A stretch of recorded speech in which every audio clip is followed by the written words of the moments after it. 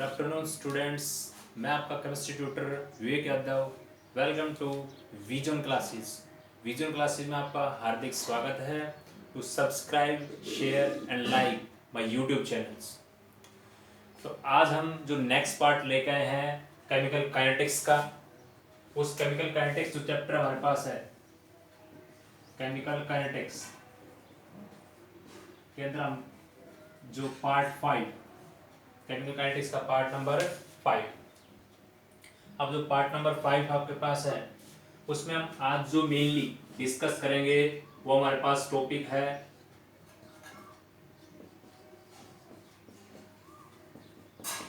Molecularity of reaction. Molecularity of reaction और second topic हमारे पास होगा इसी में integrated rate of equation.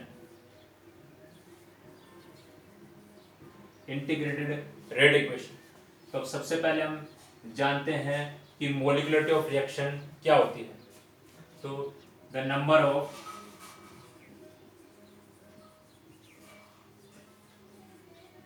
Reacting species, कौन कौन है रिएक्टिंग स्पीसीज? एटम, आयन और molecule.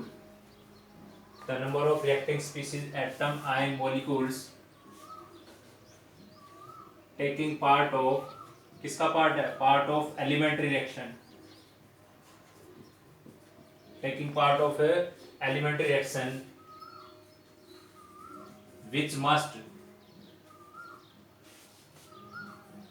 collide simultaneously, which must collide simultaneously in order to bring about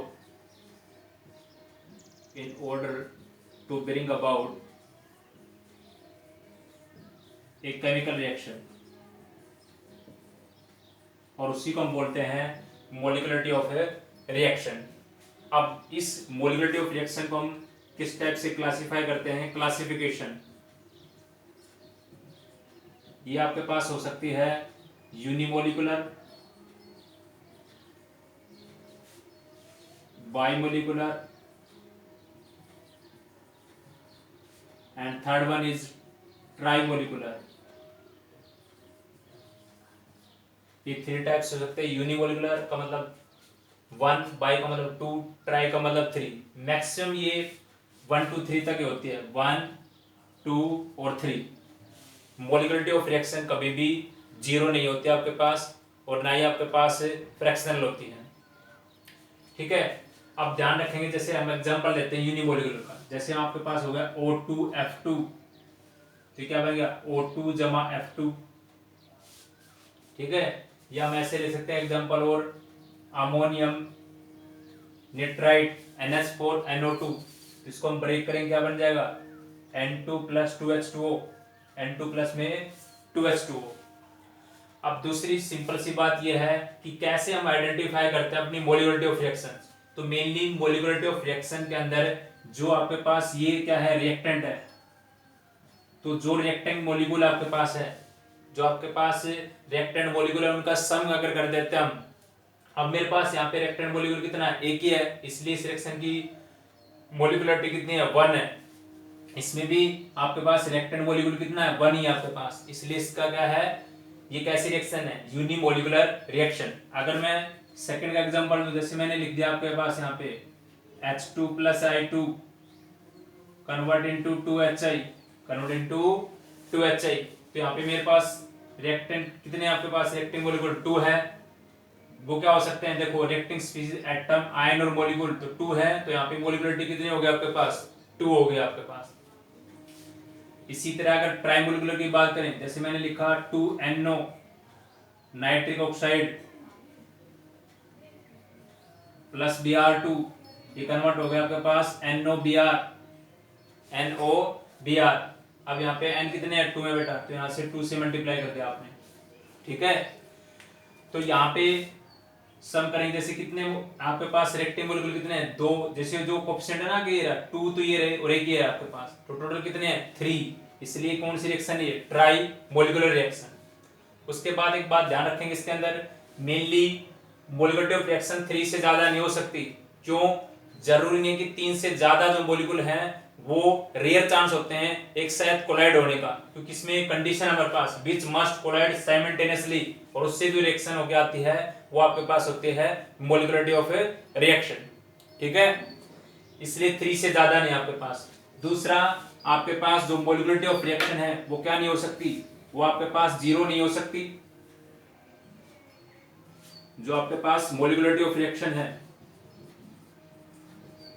वो क्या नहीं हो सकती, 0, और फ्रैक्शनल फ्रैक्शन के अंदर नहीं हो सकते आपके पास। ये दोनों कंडीशन नहीं है आपके पास, क्योंकि इसमें कंडीशन बता रखी है कि इसमें ओनली एंड ओनली एक एलिमेंट्री, मतलब जिसमें एक स्टेप की रिएक्शन तो होगी, और एक स्टेप की रिएक्शन अगर होगी उसके अंदर, इसका मतलब कोई ना कोई एक पर्टिकुलर रिएक्टेंट तो जरूर मिलेगा आपको उसके अंदर।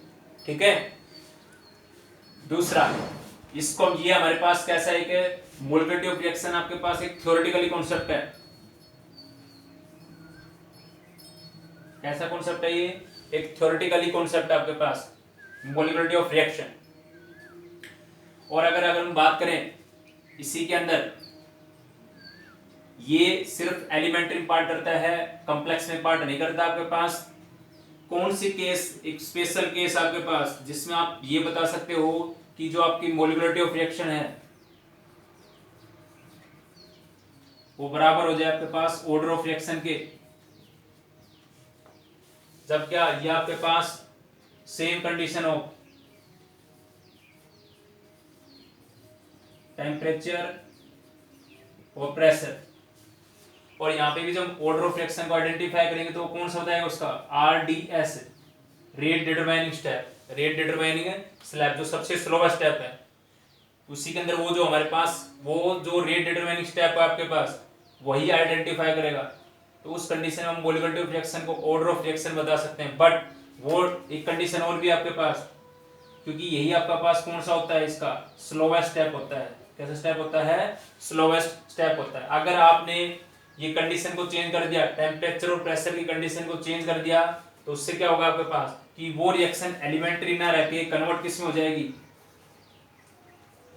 एलिमेंट्री रिएक्शन में ना रह के वो आपके पास कन्वर्ट हो जाती है किसमें, कॉम्प्लेक्स रिएक्शन में। किसमें कन्वर्ट हो जाएगी? कॉम्प्लेक्स रिएक्शन में।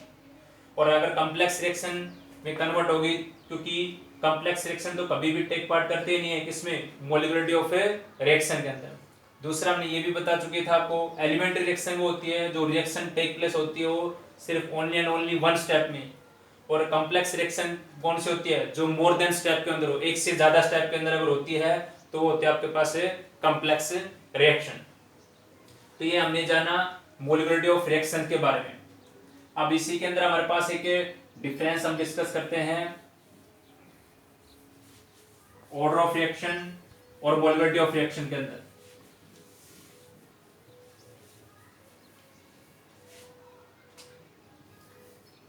तो एक साइड में आपके पास क्या है, मोलिकुलरिटी ऑफ रिएक्शन, और एक साइड में आपके पास है order of reaction.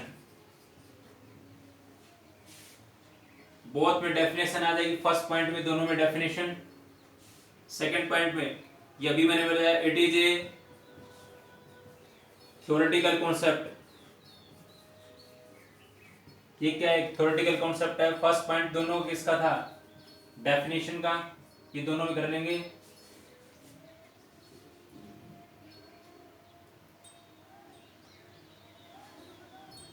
Molecularity of reaction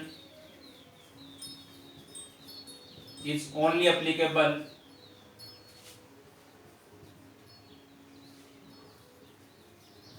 for elementary reaction. It has no meaning for complex reaction. इसका कोई मीनिंग नहीं है कॉम्प्लेक्स रिएक्शन के लिए। इसके अंदर सेकंड पॉइंट है it is an experimental, it is an experimental concept. Third point, order of reaction is applicable elementary as well as complex reaction, ये दोनों पे अप्लीकेबल हो सकते हैं, एलिमेंट्री पे और किस पे हो सकते हैं, कॉम्प्लेक्स पे भी। ठीक है, मोलिकुलरिटी ऑफ रिएक्शन क्या हो सकती है, 1 2 3, 1 2 3, और ऑर्डर ऑफ रिएक्शन आपके पास 0, फ्रैक्शनल भी हो सकती है आपके पास, और होल नंबर में भी, जैसे 1 2 3 4 5 6 12 भी हो सकता है ऑर्डर ऑफ रिएक्शन। तो ये हमने डिफरेंस देखा order and molecularity of reaction के अंदर। अब हमारे पास एक एग्जांपल हम और भी डिस्कस करते हैं, जो हमने मैकेनिज्म ऑफ रिएक्शन का किया था कि कैसे उसको आइडेंटिफाई करते हैं। तो देखिए उसको एग्जांपल को, एक जो मैकेनिज्म ऑफ रिएक्शन करवाया था मैंने, उसी पे बेस आपके पास ये है।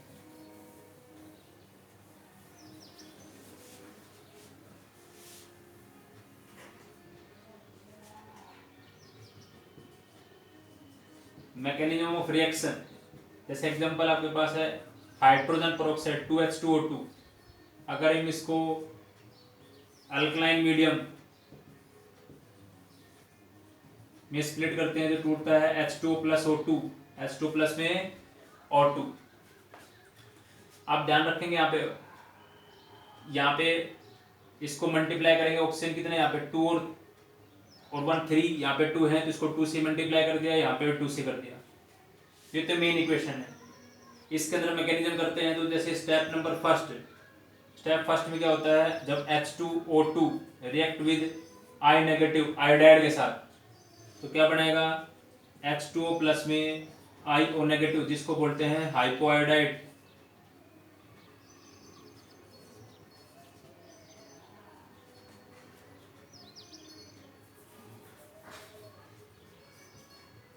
Hypo iodide.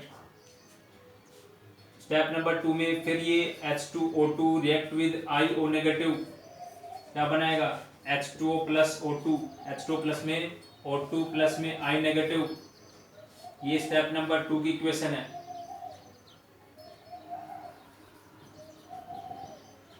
इसका अगर हम ओरल करते हैं तो देखो ये यहाँ पे किसका काम कर रहा है, इंटरमीडिएट का, ये इससे कैंसिल आउट हो जाएगा, इस I नेगेटिव से ये I नेगेटिव कैंसिल, इधर क्या बचा 2H2O2, फिर एरो लगाएंगे, यहाँ पे क्या बच गया 2H2O प्लस में क्या बन गया O2। ये हमारे पास कैसा था, स्लो स्टेप, और ये था फास्ट। अगर आपसे इसी के अंदर रेट ऑफ रिएक्शन लिखवाता है या रेट ला को आइडेंटिफाई करता है इसके अंदर, तो क्या बताओगे रेट इसका, स्लोअर स्टेप से बताते हैं K इज इक्वल टू, ये जो हमारे पास स्टेप था ये वाला स्लो स्टेप ये ना, तो इसके अंदर लिखेंगे H2O2,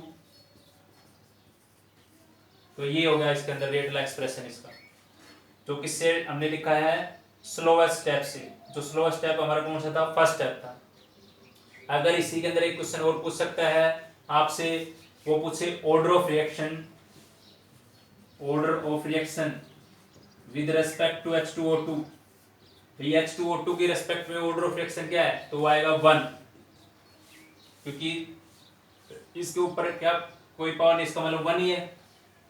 और अगर वो आपसे पूछे I नेगेटिव की रेस्पेक्ट में कितना है, तो भी 1। और ओवरऑल ऑर्डर ऑफ रिएक्शन पूछे इसका, तो आप आंसर दोगे, क्योंकि इसके ऊपर भी 1, इसके ऊपर भी 1, 1 और 1 कितना हो गया, 1 + 1 2, तो ओवरऑल कितना हो गया, सेकंड 2, इसका मतलब ये सेकंड ऑर्डर इक्वेशन है। और पर्टिकुलर सिंगल का पूछे तो इसके रेस्पेक्ट में 1 है, इसके रेस्पेक्ट में क्या है, 1 है। तो ये हमने जाना कैसे मैकेनिज्म ऑफ रिएक्शन को आइडेंटिफाई करते हैं with the help of example. अब आइए हमारे पास नेक्स्ट डिस्कस हम करते हैं इंटीग्रेटेड रेट इक्वेशन।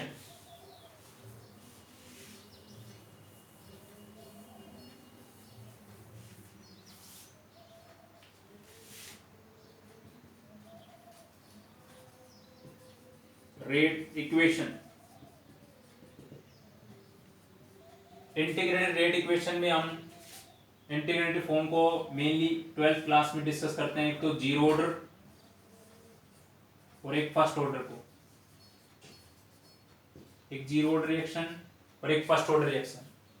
जैसे जनरली मेरे पास कोई इक्वेशन है ए ए जमा B B convert into product, तो इसका रेट कैसे लिखूं मैं? रेट हम कैसे लिखेंगे? रेट इज इक्वल टू के ए और बी कंसंट्रेशन ऑफ रिएक्टेंट, इसका स्टिचोमेट्रिक कोएफिशिएंट कौन है? ए है, इसका कौन है? बी है आपके पास, ठीक है। तो ध्यान रखेंगे, हमने उस दिन भी बताया था दो बातें अलग अलग होती हैं आपके पास, एक ला मास ऑफ एक्शन और एक आपके पास रेट ला। रेट ला में हम क्या करते हैं, जरूरी नहीं कि स्टिचोमेट्रिक कोएफिशिएंट इनकी रेज पावर में आएंगे, वो किस में आते हैं? ला मास ऑफ एक्शन में आते हैं। और जो आपके पास रेट ला है, रेट ला जो एक्सप्रेशन है आपके पास, उसमें हम एक्सपेरिमेंटली ऑब्जर्व करते हैं इन स्टिचोमेट्रिक कोएफिशिएंट को कि ये कोएफिशिएंट क्या आएंगे पर्टिकुलर रिएक्शन के अंदर, वही आपको सम करते हैं तो क्या आता है? उसका ऑर्डर ऑफ रिएक्शन आता है। अगर मान लो मेरे को जैसे इक्वेशन मेरे पास है R कन्वर्टेड इनटू P, तो इसका रेट ऑफ रिएक्शन लिखना हमें कैसे लिखेंगे? माइनस का dr अपॉन में dt, माइनस का dr अपॉन में dt, जो किसके बराबर है? रेट के। तो ये जो मैंने लिखा माइनस dr अपॉन dt, ये मेरे का है डिफरेंशियल रेट इक्वेशन है। ये क्या मेरे डिफरेंशियल रेट इक्वेशन है। अब क्यों जरूरत पड़ी हमें डिफरेंशियल रेट इक्वेशन की? क्योंकि हमने सबसे पहले आपको एक और भी करवाया था इंस्टेंटेनियस रेट, और उस इंस्टेंटेनियस रेट में आप क्या करते थे, ये आपके पास इधर क्या होता था, एक साइड में कंसंट्रेशन और एक साइड में टाइम। मान लो आप रिएक्टेंट के लिए करते हो तो रिएक्टेंट कंसंट्रेशन डिक्रीज होती है, फिर यहाँ पे एक टेंजेंट लाइन खींच देते थे आप, और उससे आप इंस्टेंटेनियस रेट फाइंड आउट करते थे। बट ये जो मेजरमेंट था इतना ज़्यादा एक्यूरेट नहीं था। फिर हमने सोचा इस डिफिकल्टी को कैसे रिमूव करें, तो उसके लिए हमने एक नई फॉर्म लेके आए, इंटीग्रेटेड रेट इक्वेशन। इससे हम किसी भी ऑर्डर रिएक्शन है उसको हम आइडेंटिफाई कर सकते हैं, क्योंकि वो डायरेक्टली कनेक्ट होती है किससे? कंसंट्रेशन ऑफ रिएक्टेंट से, और पर्टिकुलर किस टाइम के लिए हमने ले रखे उसको, या रेट कांस्टेंट को। मतलब इससे इंटीग्रेटेड रेट इक्वेशन से किसी भी ऑर्डर ऑफ रिएक्शन को आइडेंटिफाई कर सकते हैं। दूसरा, उससे हम कंसंट्रेशन वर्सेस टाइम, या आपके पास रेट कांस्टेंट जो है, या रेट वर्सेस कंसंट्रेशन, या टी हाफ वर्सेस कंसंट्रेशन, ये सारी की सारी चीजें हम आइडेंटिफाई कर सकते हैं इस इंटीग्रेटेड रेट इक्वेशन से। तो आइए, इसमें ये जनरल बातें थी इसकी। अब हम इसमें सबसे पहले हम डिस्कस करते हैं जो हमारा मेन टॉपिक इसमें, zero order reaction. Zero order reaction,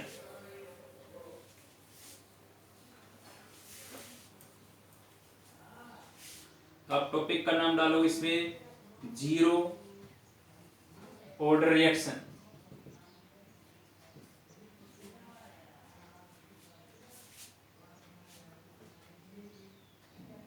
It is defined as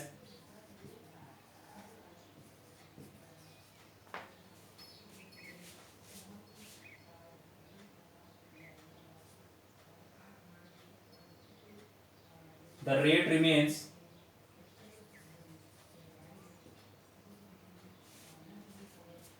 it is defined as the rate of reaction in which rate remains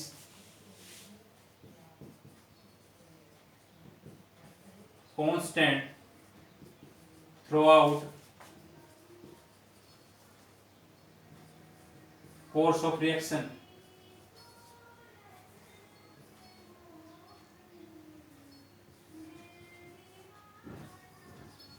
course of reaction, क्योंकि इस टाइप की ऐसी रेट ऑफ रिएक्शन जिसमें rate constant रहता हो, जो particular reaction है, और वो कैसे रेट कांस्टेंट होता है, जैसे देखो इसमें ग्राफ आएगा, ये आपके पास कंसंट्रेशन है और ये आपका रेट है। तो हमने रेट वर्सेस कंसंट्रेशन की बात करते हैं, रेट वर्सेस कंसंट्रेशन। तो ये जो हमारे पास है रेट जो निकल के आएगा, ये कांस्टेंट रहता है पर्टिकुलर कंसंट्रेशन पे। अब ये कैसे कांस्टेंट रहता है, उन सभी चीजों को हम वन बाय वन करके डिस्कस करते हैं। कैसे आएगा देखो, मेनली जीरो रिएक्शन किस टाइप का सिस्टम में कंसिस्ट करती है? हेट्रोजीनियस में।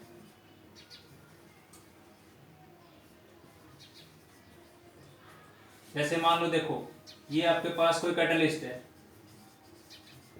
ठीक है, आपके पास कोई कैटलिस्ट है, ठीक है, और इस कैटलिस्ट का ये पर्टिकुलर कोई सरफेस है, और इस सरफेस पे क्या ऑब्जर्व होगा आपके पास?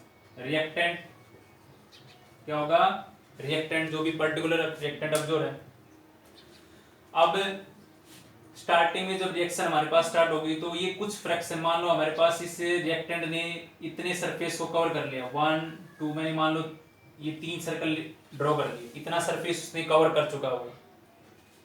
फिर आफ्टर सम टाइम के बाद वो क्या करता है, इस पूरे सरफेस के, जो कैटलिस्ट का पूरा सरफेस को कवर कर लिया, और फिर अब हम इस सरफेस पे रिएक्टेंट की कंसंट्रेशन और इंक्रीज करते जा रहे हैं, बट रेट में कोई चेंजमेंट नहीं मिल रहा, रेट में कोई चेंजमेंट नहीं मिल रहा हमारे पास।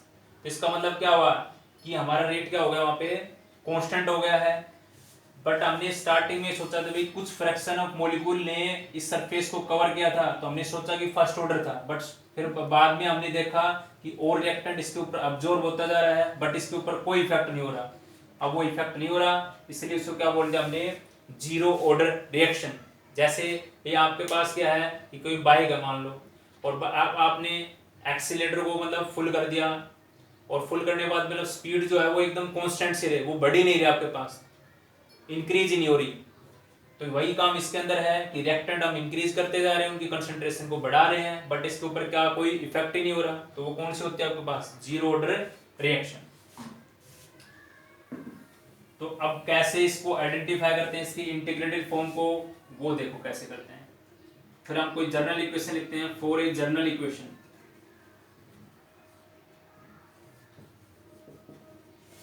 Are convert into product, R convert into product.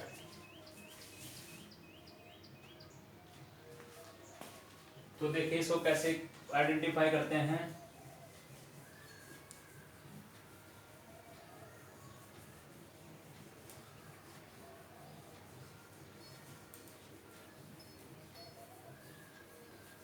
और ध्यान रखेंगे जो जीरो डायरेक्शन है उस पे जब आप कंसंट्रेशन इंक्रीज करते हो तो रेट चेंज नहीं होता, आपका रेट चेंज नहीं होता है।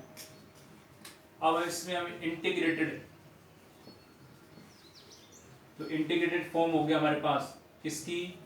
जीरो ऑर्डर रिएक्शन, वो हम आइडेंटिफाई करते हैं। मानो हमारे पास जनरल इक्वेशन है R convert into product, R convert into product.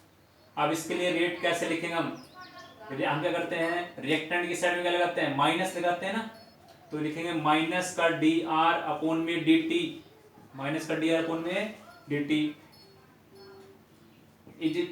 और वो किसके होता है? ऐसे लिखना आपकी रेट ऑफ रिएक्शन किसके डायरेक्टली प्रोपोर्शनल होती है? Concentration of reactant, concentration of reactant. अब रिएक्टेंट में कौन आपके पास? ही तो है, तो मैं प्रोपोर्शन करके लिख दिया मैंने इसको आर। अब मैं जब जीरो ऑर्डर की कर रहा हूं तो उसके ऊपर जीरो लिख दूंगा ऐसे, ओके।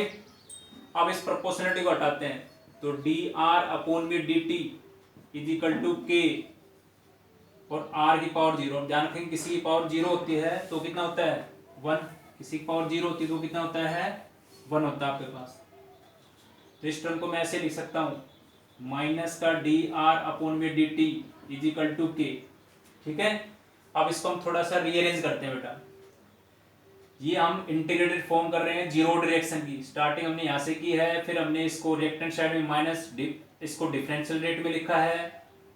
ये किसके बराबर होता है? Directly proportion concentration of reactant, और रिएक्टेंट भी ये रहा हमारे पास, जीरो ऑर्डर में जीरो कर दिया। फिर हमने प्रोपोर्शनलिटी घटाया, यहाँ पे के कौन है? Constant proportionality. के कौन आपका? Constant proportionality.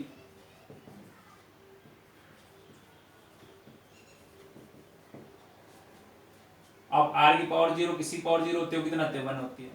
अब हम क्या करेंगे? इसको रीअरेंज करेंगे, रीअरेंज। तो इसको हमने ऐसे लिख दिया, माइनस का डी आर अपॉन में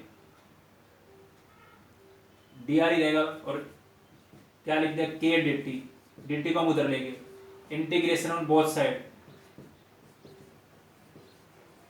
इंटीग्रेशन